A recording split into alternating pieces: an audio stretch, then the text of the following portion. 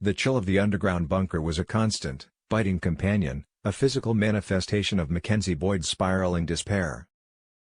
Days bled into nights, marked only by the spectral flicker of a dying bulb, each pulse of light a cruel reminder of the life he was being ripped from. Shackled like a wild beast, his once roguish charm had eroded, replaced by the gaunt visage of a man teetering on the precipice of madness. John Sugden, that architect of his torment, had vanished, leaving behind only the chilling memento of a single, ominous syringe. The memory of John and Aaron Dingle's final, death-defying plunge off a cliff haunted Mac's every waking moment, a macabre ballet of fate that had left him utterly isolated.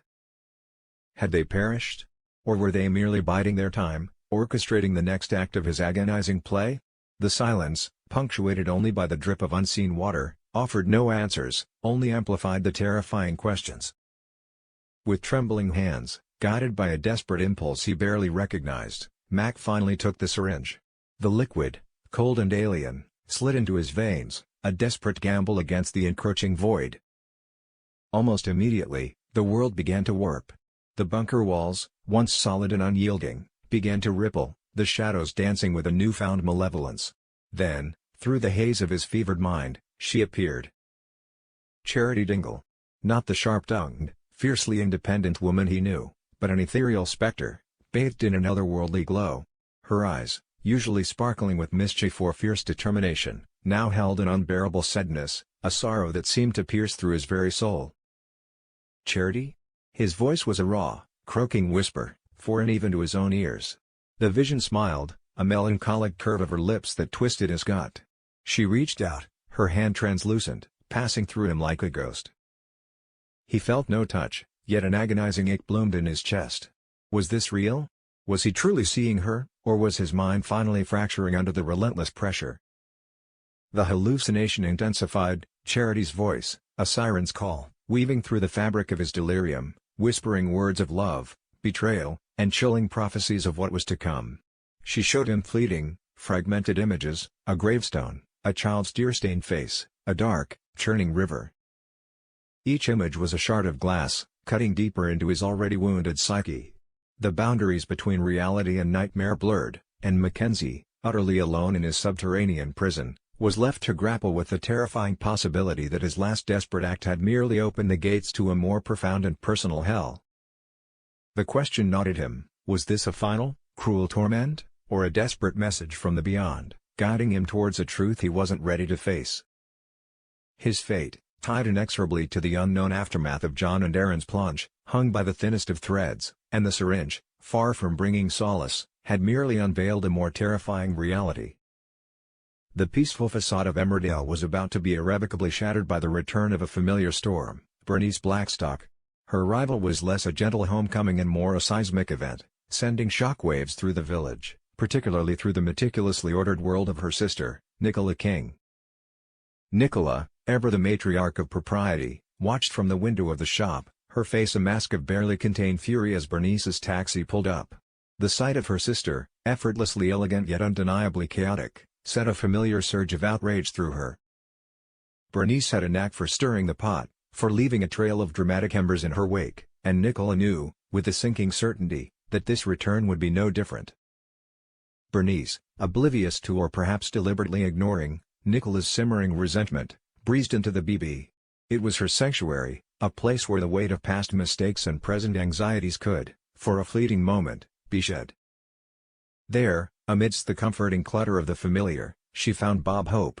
Bob, ever the steadfast and gentle soul, was a welcome anchor in her turbulent world. She collapsed onto a plush armchair, exhaling a sigh that seemed to carry the entire burden of her recent follies. "Oh, Bob," she began, her voice a theatrical whisper, "they're both furious with me, you know. Nicola, naturally. But Gabby. Even Gabby's giving me the cold shoulder." Bob, sensing the genuine distress beneath her dramatic flourish, settled beside her, a look of profound empathy softening his features. He remembered the tumultuous, passionate, yet ultimately doomed, love affair they had once shared. He remembered the laughter, the arguments, the quiet moments of shared understanding. As Bernice poured out her heart, recounting the perceived slights and the unyielding anger of her daughter, Gabby, a flicker of concern creased Bob's brow. Gabby and Bernice had, in recent weeks, seemed to mend their fractured relationship. What catastrophic event could have occurred to reignite such animosity? The mystery deepened, hinting at hidden conflicts simmering beneath the surface of the impending wedding. Desperate to mend the fractured bridges of her family, Bernice yearned for acceptance, for forgiveness. Bob, ever the comforter, listened patiently, his hand gently resting on her arm. The air between them, thick with shared history and unspoken regrets, began to hum with a familiar energy. A bottle of vintage wine, forgotten on a shelf, was soon uncorked, its ruby contents reflecting the flickering candlelight. As they reminisced, stories of their lost love tumbled out, each memory a bittersweet echo of a past that might have been. The laughter was lighter now, the tears less frequent, replaced by a profound sense of camaraderie. The wine flowed, lowering inhibitions, blurring the edges of their complicated past. As the evening deepened, a dangerous warmth began to bloom between them. Their eyes met across the table, holding a gaze that lingered just a beat too long. Was it merely the comfort of an old friend, or was there something more potent, something rekindled, stirring in the depths of their hearts? The question hung in the air, charged with unspoken possibility, threatening to derail not just Bernice's hopes for reconciliation, but the delicate balance of Bob's own life. The sparks were undeniable, a dangerous ember in the hearth of their shared history, poised to ignite a new, unpredictable chapter in their lives. The air was thick with a nervous anticipation that bordered on dread. In the pre-wedding chaos, Vinnie Dingle moved with a distracted agitation, his mind a turbulent sea of fear and guilt. His best man, Cammy Haydock, watched him with a growing sense of unease. Cammy was privy to the darkest corners of Vinnie's recent struggles, the oppressive threat from Mike, a name whispered with hushed terror, and the gnawing secret of Vinnie's burgeoning sexuality crisis. Each worried glance Cammy cast towards Vinnie was laden with guilt, a heavy burden he carried for his friend. Vinnie, however, was too consumed by his own internal turmoil to fully register Cammy's distress, his stress levels reaching a fever pitch as the clock relentlessly ticked towards his supposed wedding to Gabby Thomas. Meanwhile, at the bridal suite, a different kind of tension simmered. The bridal party gasped in collective awe as Gabby appeared, a vision in her exquisite wedding dress. The delicate lace, the flowing train, the carefully styled hair, she was, by all outward appearances, the picture of a blushing bride. But beneath the veneer of bridal perfection, a storm was brewing within her, mirroring the dark clouds gathering over Vinnie. Just as the hour reached its peak, the door swung open, and in walked Bernice Blackstock, a whirlwind of dramatic energy. Her unexpected arrival sent a ripple of shock through the room, momentarily overshadowing Gabby's grand entrance. Bernice, never one to shy away from uncomfortable truths, fixed Gabby with a look that spoke volumes. In a hushed, yet piercing, tone, she hinted at a secret, a profound and dangerous secret, that Gabby was clutching to her chest. A secret so potent, Bernice implied, that it could, and should, derail the entire wedding. Gabby's composure, already fragile, shattered.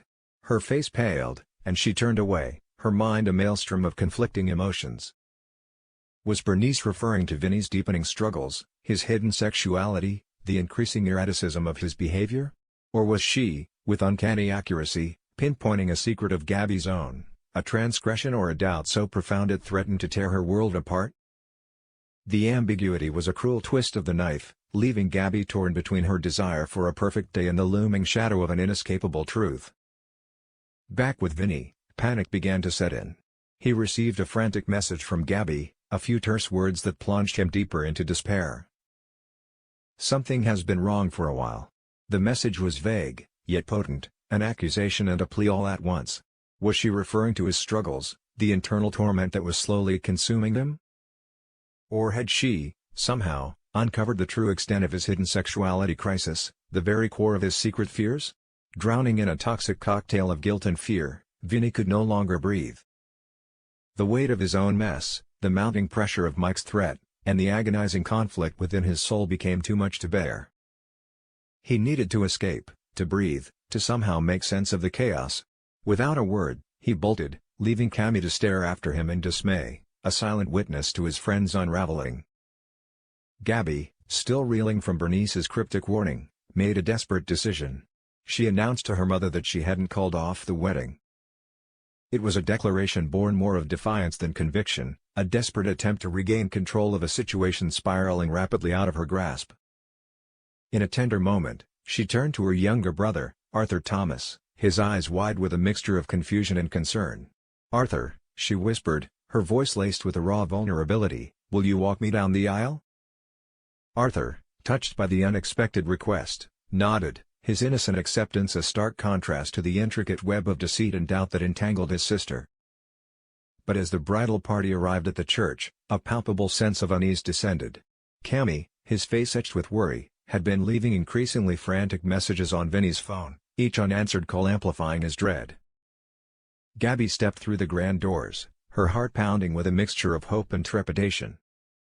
She scanned the expectant faces, but one crucial face was missing. The realization hit her like a physical blow: Vinny wasn't there. He was a no-show. The whispers began, a ripple of shocked murmurs spreading through the congregation. Gabby stood frozen, her dream of a perfect wedding day crumbling into dust around her. The silence in the church was deafening, a brutal testament to Vinny's absence. Her world reeled. Had he jilted her? Was this the devastating culmination of all their secrets, all their unspoken fears? The pristine white of her dress suddenly felt like a cruel mockery, a symbol of a purity that had been irrevocably stained by the shadows of their intertwined lives. The desolate car park was a canvas for illicit dealings, a place where shadows danced and whispered secrets. April Windsor, barely more than a child, stood exposed, a reluctant pawn in a game far too dangerous for her innocent hands. The small package she held, a chilling emblem of her forced complicity, felt like a burning coal in her palm. Her heart pounded a frantic rhythm against her ribs as she exchanged the package with a young lad, their furtive transaction a stark contrast to the normalcy of her school days. Just as she thought she was in the clear, a shadow fell over her. PC Mike Swirling, his uniform a stark reminder of authority, had spotted her. April, her mind racing, scrambled to concoct a believable cover story, her voice wavering slightly as she feigned innocence. She managed to brush him off, but Swirling, his instincts honed by years on the force, wasn't entirely convinced. He insisted on giving her a lift home, a gesture of perceived kindness that felt like a cage closing in. Rona Goskirk, April's adoptive mother, was baffled to see Swirling dropping her off, a polite yet questioning look on her face. April, with practiced ease born of desperation, conjured up a series of excuses, her lies weaving a convincing web that left Rona blissfully clueless, shielded from the terrifying reality that had enveloped her daughter. The web of deceit, however, was becoming increasingly frayed. Dylan Penders, Ray Walter's other young recruit, found himself increasingly nervous. Ray, a man whose charm was as chilling as his ruthlessness, had expressed doubts about April's ability to keep quiet, especially after her brush with PC Swirling. Dylan, bound by a dangerous loyalty to Ray and a misguided dream of a future with April, relayed the ominous warning. April, her anger flaring, erupted. She was furious to be entangled in this perilous game, her indignation fueled by a desperate desire to reclaim her life. Dylan, witnessing her raw fury, was kicking himself. He'd tried to inspire hope, to remind her of their shared dream of a future free from Ray's oppressive grip. But his words, instead of offering comfort, had merely sent April fleeing in a fresh wave of panic. The weight of their debt to Ray, a debt that seemed to grow rather than shrink, was a constant, suffocating presence.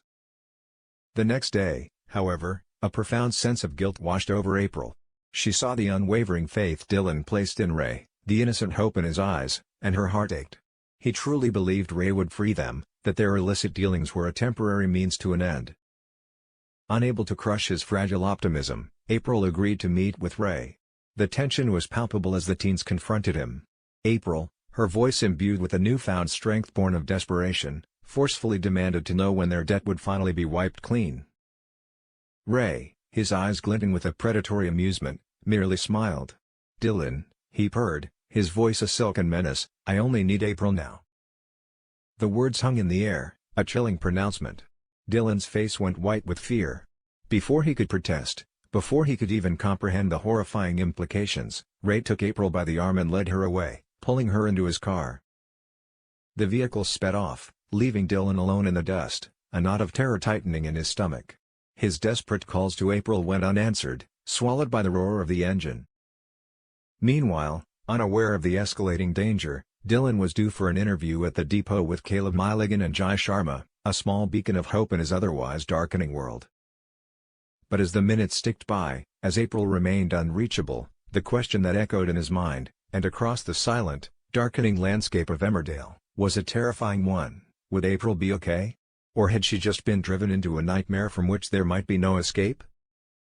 The peaceful solitude of the allotment, usually a source of quiet contemplation and therapeutic escape for Dr. Liam Kavanagh, was shattered by a moment of profound humiliation. Nature's call, insistent and urgent, had caught him off guard, and he had sought desperate refuge amongst the rustling leaves and towering stalks. It was there, amidst the rows of flourishing vegetables, that Claudette Anderson stumbled upon him, a look of shocked surprise on her face. Liam, caught in an utterly undignified position, felt a searing flush creep up his neck. The shame was immediate, a visceral wave that washed over him. Soon after, unable to contain the burgeoning crisis, Liam confided in Claudette, his voice low and riddled with embarrassment. He admitted to a deeply troubling problem: he was having increasing difficulty holding in his bladder, experiencing frequent, uncontrollable urges to urinate. Claudette, ever the pragmatist, listened with a sympathetic yet firm expression. Her advice was direct, devoid of judgment but full of concern. "Liam," she urged, her voice gentle yet unwavering, "you must address this problem. You're a doctor, for goodness sake. You know the importance of early diagnosis." Liam, still reeling from the shock of his own vulnerability, tried to shrug it off, to dismiss it as a minor inconvenience, a temporary anomaly. He was a doctor, a healer, accustomed to diagnosing and treating others, not to being the patient grappling with such a deeply personal and embarrassing ailment. But Claudette, sensing his hesitation, would not be swayed. Her encouragement became more forceful, less suggestion and more an insistence. "No, Liam," she pressed, her eyes holding his, "this is not something to ignore. You need to book an appointment. Get checked. For your own peace of mind, if nothing else." The weight of her words, coupled with the undeniable reality of his symptoms, finally broke through his wall of denial. The thought of seeking medical help, of exposing his own frailty to a colleague, filled him with a profound sense of dread. The irony was not lost on him: he, who comforted so many, now found himself in need of comfort, facing a potential health crisis that threatened his dignity and perhaps even his professional standing. He pictured himself in the patient's chair, stripped of his authority, vulnerable and exposed. What would the diagnosis be? Was it something simple, easily remedied? Or was it something far more serious, a lurking shadow that threatened to forever alter the trajectory of his life? As he grudgingly agreed to make the appointment, a cold knot of anxiety tightened in his stomach. The once comforting familiarity of his medical knowledge now felt like a terrifying burden, each potential diagnosis a new source of fear. Liam Kavanagh, the dependable doctor, was now a man confronting his own mortality, his own humanity, and the agonizing question of what insidious problem was slowly taking hold of his body. The Dingle farm, usually a bastion of hard-earned honesty and gruff integrity, was about to become the unlikely setting for a deal steeped in shadow. Moira Dingle, a woman whose life had been a tempest of passion, loss, and resilience, found herself in Rossbarton drawn into a clandestine meeting with Celia Daniels. Celia, a figure whose polished demeanor barely concealed a shrewd and calculating mind, arrived with a mysterious contract clutched in her hand. The air in the usually bustling farmhouse grew heavy with a sense of foreboding, a silent warning of the dangerous path they were about to tread. Moira and Ross, intrigued despite their initial wariness, listened intently as Celia laid out the terms of her proposition. The contract, meticulously drafted yet deliberately vague in its true implications, promised significant financial gain, a lifeline in uncertain times. But as Celia spoke, the true nature of the deal became chillingly apparent: it was undeniably illegal. The subtle nuances in her language, the carefully chosen euphemisms, the fleeting glances exchanged between her and her silent entourage all pointed to a venture operating squarely outside the bounds of the law. Ross, ever the impulsive one, felt a thrill of danger mixed with a healthy dose of caution. Moira, however, possessed a deeper, more ingrained moral compass. She understood the gravity of what was being proposed, the potential repercussions, the risk to everything she held dear. Her mind raced, weighing the potential benefits against the undeniable ethical dilemma. Financial strains had been persistent, a constant hum of worry beneath the surface of her life. This deal, illicit as it was, offered a tantalizing shortcut, a chance to alleviate the crushing pressure. A profound internal battle raged within Moira. She looked at Ross, whose eyes reflected a mixture of excitement and apprehension. She thought of her family, of the farm, of the constant struggle to keep everything afloat. The choice was stark: maintain her integrity and continue to struggle, or cross a line into the illicit for the promise of security. With a heavy sigh, a sound that seemed to carry the weight of her future, Moira picked up the pen. Her hand trembled almost imperceptibly as she signed the contract. The scratch of the pen on the parchment echoed in the silent room, a definitive mark of her commitment to this dangerous alliance. As she handed the signed document back to Celia, a chilling sense of finality settled over her. A faint, almost imperceptible smile touched Celia's lips, a knowing expression that spoke volumes. "I hope I won't come to regret this," Moira murmured, more to herself than to Celia, her voice barely a whisper. The words hung in the air, laden with a premonition of future turmoil. Was there more to Celia's offer than met the eye, a hidden trap disguised as an opportunity? Or, despite its illegal nature, might this audacious, morally ambiguous deal actually provide the desperately needed help that Moira and her family so urgently required?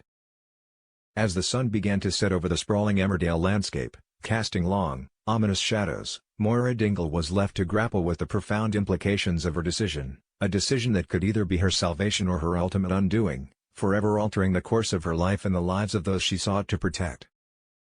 The ink on the contract was dry, but the consequences were only just beginning to unfold.